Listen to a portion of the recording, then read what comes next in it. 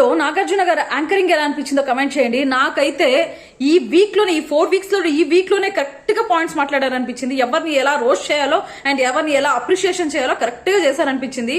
అందరికి ఇంపార్టెన్స్ ఇస్తూనే మాట్లాడారనిపించింది.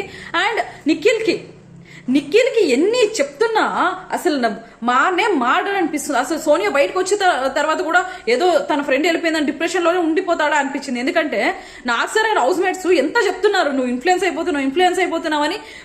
ఎపిసోడ్ అంతా కూడా అదే తనకి ఏదో చెప్పడానికి ట్రై చేస్తున్నా ఉన్నారు. నాకు సార్ కూడా నువ్వు ఒకరి వల్ల ఇన్ఫ్లుయెన్స్ అవుతున్నావు, అది నీ మాటలు కాదని చెప్తున్నా కానీ తను అసలు అది అక్సెప్ట్ చేయడానికే రెడీగా లేడు. అండ్ సోనియా అండ్ యష్మి విషయంలో కూడా వీడియో చూపించి మరి సోనియా తప్పు మాట్లాడిందా లేదని అడుగుతుంటే, లేదు సార్ తను అక్కడ మాట్లాడిన తప్పు కదా నాకు వచ్చి ఎక్స్ప్లెయిన్ చేసింది. అది విన్న తర్వాత అసలు సోనియా తప్పే లేదనిపించిందంట. ఏందో అసలు. సరే నీకు వీడియో చూసావు కదా, తప్పా కాదా అది మాత్రం చెప్పు. తర్వాత తను ఎక్స్ప్లెయిన్ చేసింది వదిలేయి, నీకు ఆ వీడియో చూసిన తర్వాత తన మాటలు తప్పు అనిపించిందా లేదా అంటే లేదంట. వరెవరు ఇంకెన్ని రోజులు భజన చేస్తావు, ఎంత మాయలో ఉంటావు. పృథ్వీ కూడా అసలు తప్పు లేదంటున్నాడు.